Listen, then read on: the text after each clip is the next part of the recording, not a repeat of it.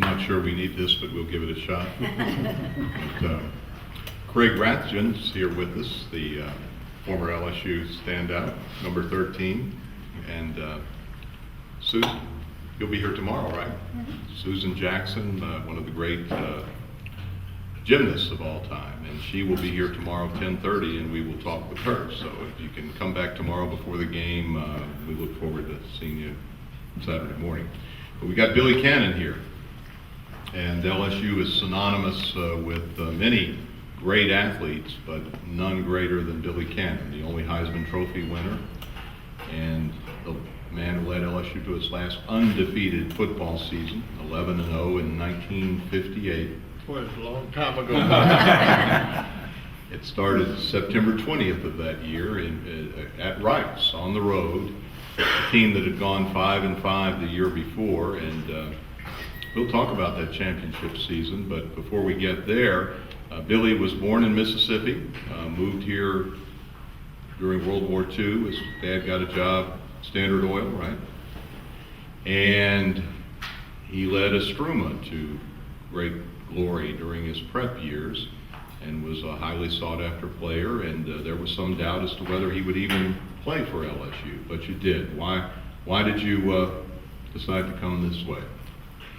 Jim, really and truly, I was the last one to sign with the Tigers that year. And I wanted to be sure that that's where I wanted to be. And I went to I only visited schools that I thought I'd like to play for. I liked their style of play. And after seeing everything that they had and talking to their coaches, Bob Woodruff at Florida really stood out. He was an excellent coach and a nice guy. Coach Johnny Vaught at Ole Miss, again, was just an outstanding person to visit with. And, finally, LSU had signed every good player in the state of Louisiana. They had signed 2 or 3 from Mississippi, 2 or 3 from Arkansas. And I had a long meeting with Ralph Moran, and he assured me that that would be the place for me to go, and that if I ever had a problem, to come to it. And I appreciated his sincerity, and I appreciated his wanting to help me. And he picked up the phone and called Coach Diesel, told him to come on down. I was ready to sign. My daddy and I were sitting there with Mr. Moran, and Diesel called back in about 10 minutes, and he couldn't find a scholarship paper for me to sign. So they had one somewhere, and they drove it in, and he came down, and we signed up. And a couple of the stories in the book, my first day there, we took physicals, blood pressure and all that good stuff. So everybody passed the physical, and the next day we were going to practice. And I walked in, and they gave me my roll, T-shirt, supporter, socks, everything you have, your roll. And then he handed me a pair of the worst looking football shoes I'd ever seen in my life. And I said, "What are these?" And Mr. Bookman said, "Well, that's your shoes." I said, "I'm not going to wear these shoes." And he says, "Well, you'll wear them or you'll wear nothing else." And I remember like it was yesterday, I gently placed them back on the desk. And as they hit him in the chest, I went in the car and I got my high school football shoes and I wore them to practice. So the next day I go into practice, and there's Mr. Bookman with a little grin on his face, says, "Coach Diesel wants to see you right now." I said, "Okay." So I didn't even attempt to dress. I went down in my clothes, and I walked down the back alley between the training room. Coach Diesel had a back door. And I got down there, and on the way down, I'm thinking, maybe it just wasn't meant to be for me to be here. Maybe I should have leave and go to junior college and play junior college ball and start all over. And all these things are going through my mind. And boy, you blew this one quick. You didn't last very long here. And all those thoughts, and I knock on the door. And he opens the door and he gets someone in his office and he asks him to excuse us. And I went in, it was he and I. And he chewed me up one side and down the other. Who do you think you are? And this goes on for, seemed like an eternity, 10, 12 minutes. And finally he said, do you have anything to say? I said, yes, sir, I do. Well, what is it? I said, Coach, I've been poor all my life, but I have never, ever worn somebody else's shoes, and I'm not going to here. I said, now you told me at my mama's table in my mama's house that you were going to run a first-class organization, and wearing somebody else's worn-out shoes is not first class. Going to practice. Well, I went to practice in my high school shoes. About 4 days later, Mr. Bookman said the desk didn't have his smirk on. He said, Billy, here's your new shoes. Brand new pair of low quarter Rydell's, the best that they make. Well, I took them back to lace them up, get ready to go to practice.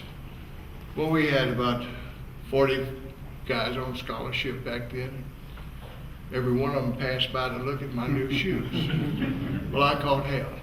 They laughed, they jibbed, oh, All-American, you get new shoes? We don't get new shoes. I said, well, that's the way it is. And it kept up, but 2 weeks later, all the freshmen got new shoes. Little strange way to get them, but I never told that story for 50 years. And one day we were at Angola, and one of the guys that was a freshman the year before was a sophomore now. And I told him a story, and we were laughing about it. He says to me, that's why we didn't get shoes that year. Because the shoes were supposed to go to them, and they let us have them. And, but it was a great time out there. Now the book with Charles D. Gravel, it's an exceptional read. Charles did a great job. Yes, he did. And obviously you were cooperative. You told stories you'd never told before, and one was that when you arrived at LSU, you were known somewhat as a ruffian. You had a reputation, but the other coaches called it a thug. Of course, that was after I signed with LSU. And one of the things that really irritated me all my life was them to call me a thug. And I looking back, I can't say that they were wrong. Along with that, they would say that they didn't even try to recruit me. And that was a lie, because they all did try to recruit me. And but that, that little needle that you don't like that gets stuck in you, that was one of them that I really didn't like. Now at LSU, you got into weight training. You were ahead of the pack. Did that help you be the athlete? There was one observer who said that if Billy were 20 pounds heavier, he'd be the world's strongest man, and if he were 20 pounds lighter, he'd be the world's fastest man. You were an exceptional physical specimen for that time or any time. We started weightlifting in Baton Rouge High. The players, Rev and Kitchen and Norwood and that group, were the cause of it. We played them when we were juniors, and they beat the hell out of us. They really played well, and we couldn't compete. And so that Christmas, after the Christmas holidays, we were back at school, and the South Freight Line pulls in. And this was before the hydraulic lift gates, and there is a whole truck full of weights. Well, we had to open the boxes and carry them out to the gym one at a time. And from that day on, until the end of the next football season, we lifted weights at Estroma High School. And once we got to LSU, I continued to lift weights with Alvin Roy. And Coach Diesel, we had 3 players, myself and Luther Fortenberry and Dwayne Leopard. And he could see that we were stronger than the rest of the players. And so during the summer, after following our freshman year, Alvin came to us and said, "Now Billy, y'all can't come work out till 1 o'clock. Well, we couldn't go to 1 because Coach Dietzel was there. And every day that summer, Coach Dietzel lifted weights and worked out to learn to feel what he was seeing. And at the end of the next year, well, that fall, we put in weightlifting, Alvin put in weightlifting at LSU. And it was just amazing to see the kids put on 15 or 20 pounds, not lose any speed, and get tremendously stronger. And I think that gave us a jump on the opposition. And by the time we played in 57, we got killed. And we played down in Florida, and I had a pretty good running back, a fullback playing with me, Jimmy Taylor. And the Florida game was the time when they turned their attention away from Jimmy and on old Billy. And up until that time, I was having a great thing. It was Bendis SEC's fun. I was running over people. I was catching passes. I was returning fake punts, and I was having a ball. And so they adjusted away from Jimmy and just kicked me up one side and down the other. Jimmy had a great day that day. We won the ball game. We did a punt reverse. I got killed. Red Brownlegs had the ball and went 80 yards. But Jimmy went on to make All-American and receive his due playing with the Green Bay Packers. He was a great football player, a great back, and it was an outstanding linebacker for us. But we didn't surround him with enough excellent athletes as they did me in the following years. You were a sophomore when he was a senior. Right. And he leaves a team that went 5-5. Luckily. Yeah, beat Tulane end of the season to get to 500. And so going into the 1958 season, that magical year, there wasn't a lot of talk about national championships. When you went to Rice on September 20th of 58, what was the attitude of the team leading up to the season? They were tickled to death. We had put in during the summer, along with the weightlifting, we put in the wing tee. And you could just see how this was going to disrupt all the defenses that we were going to see. And it was exciting. And well, I'll tell you how exciting it was. We stayed at the Shamrock Hotel. That was the biggest hotel in Houston at the time. Hart Burke and I were rooming together.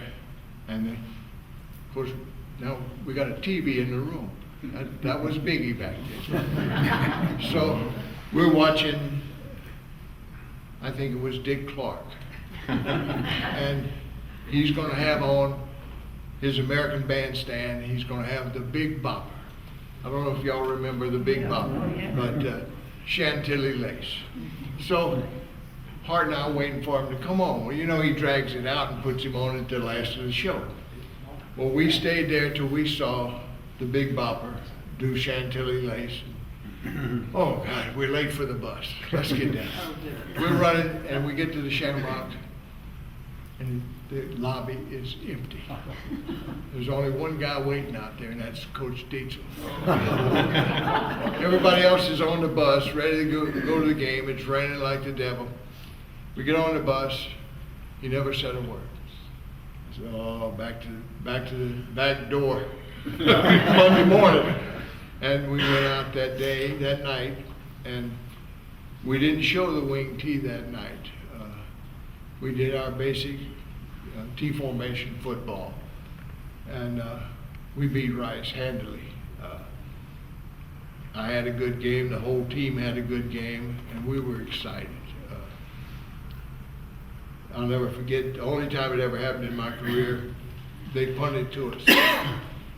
And the ball hit on about the 30 or 20-yard line. I turned to walk away. And when I turned to walk away, the players from Rice turned to walk away. But they hadn't downed the football. And I picked the ball up and ran for about 20 yards. And never got another chance to do that, but I enjoyed doing that night. Just kind of smart aleck. But we did win that game. And then we came back, and we were going to play a little team named Alabama. Now, we had beaten Alabama the year before, and I'd faked a punt and gone 60 or 70 yards. And we weren't really worried about Alabama, but it seemed like during the off season they had brought in a guy named Bear Bryant. And of course that was Bear's first game at Alabama, and of course they were fired up. And we played them in Mobile, Alabama. You want me to hold that? No, I got it. And we played them in Mobile, Alabama. And first half, we didn't show the wing tee, and they were flying to the ball. And if Max doesn't go over the top in a crowd and make a tackle, Max Fugler, if he doesn't make a tackle for us, we're behind 7-0. Well, they kicked the field goal. We're behind 3-0. We come out in the second half, and all right, we're going to run the wing tee this second half. And man, everybody just yelled and screamed. So we come out and we go into the wing tee with motion and counter plays and reverses. And I'll never forget this. It was so funny. After about the fourth or fifth first down, Bear Bryant's out on the field, but he's not looking at us. Bear's looking back toward the bench. Well, what are they doing out there? Now, that was the night the stands fell in. They had so many people in the stands, they just accordion down. And everybody in Alabama says they were there, like the Ole Miss game here. And, well, what are they doing? Well, somebody better find out. Somebody better tell me, and they better tell me quick. Well, you can hear them all over the stadium. You got assistant coaches hiding behind players, and they didn't figure it out. We went ahead and won the game 13-3 or something like that. Right. Yeah, but several people were rushed to the hospital. It was a dangerous situation, wasn't it? It was just before kickoff of the second half. And I got my back to the end zone with the bleachers. And of course every seat was double seated. And I heard this big noise, and it was right behind me. I wanted to look, but I didn't want him to kick the ball while I was looking over my shoulder. So I'm watching the ball, and finally the referee comes by and says, "Oh my God." I said, "Well, now I can look," and he blew the whistle. And I turned around, and that thing had collapsed. People had got their legs broken. It was a terrible thing, and but it didn't rain, so they didn't cancel the game. Now the season included some